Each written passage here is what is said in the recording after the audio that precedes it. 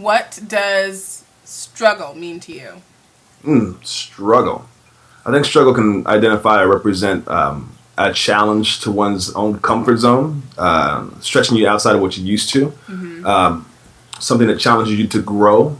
You know, I think there's a lot of things that can be challenging or difficult, but when it challenges or when it causes you to grow, that to me is a legit struggle. I can say I'm struggling because I want to go out 6 nights a week and, you know, I'm running out of money. That's not a struggle. That's just stupid.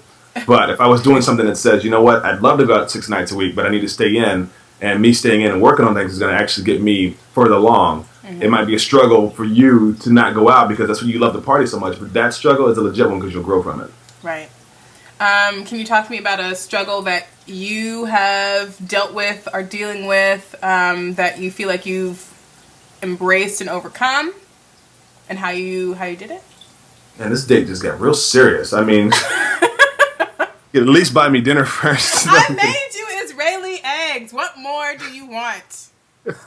Whatever. I'm kidding. Let me see. A struggle that I've embraced. A struggle that I've embraced is, I would have to say,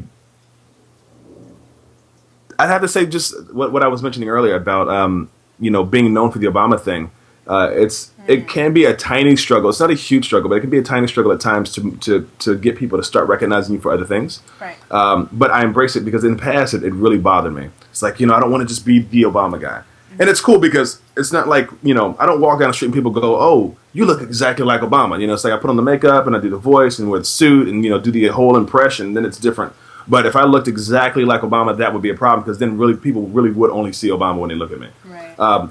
But I've embraced it in the sense that, you know, when you have, like, you know, an actor, there's a friend of mine who's an actor who kind of broke it down for me. They were like, look, you shouldn't, you know, hate on this whole Obama thing that you're doing because actors wish they could be in the position that you're in to get as many hits and to get, you know, all this press that you get. Right. And, you know, you should embrace it. And so I think it was at that point I was like, you know what, he's right. Even if I don't love doing it all the time, just embrace it because, you know, you can use that steam to put it in other things. So that's a struggle that I now embrace. I love it. Okay. Huh.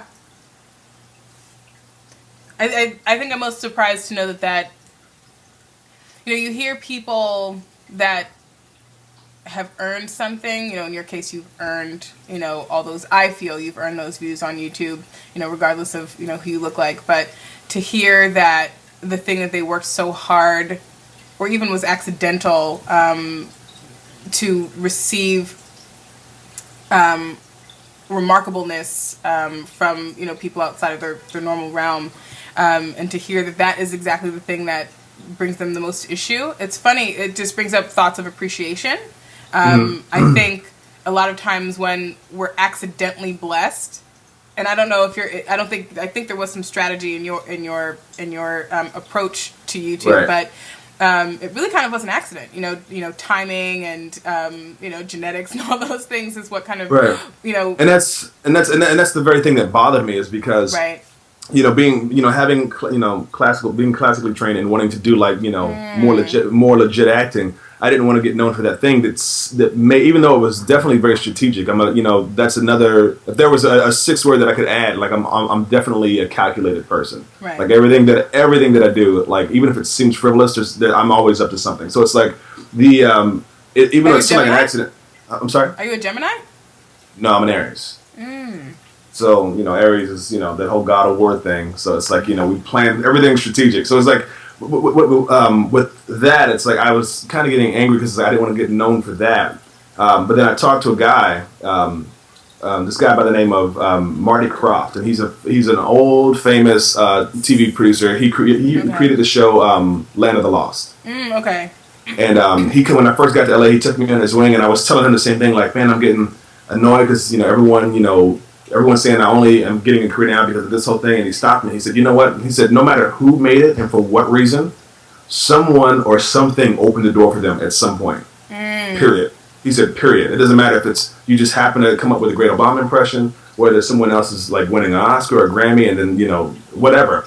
Someone opens the door for them at some point. So never feel bad about someone opening a door because everyone gets a door open for them at some point. That's how you get in. You don't get, right. No one gets in entirely on their own. It doesn't happen.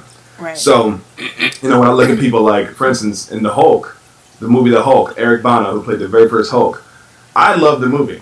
But then after the first movie, he was done. He said, "I don't want to play this anymore. This is not what I want to be. What I want to be known for." And I was shocked. Like I would kill to have that role. Right. But for him, he comes from a theater background. He's a classically trained actor. Him playing a Hulk, running around smashing things, was not his idea of acting. So for me, it's the same thing. It's like the Obama thing is great, and a lot of people are like, "Man, that's great that you have it. I wish I could have something similar to that."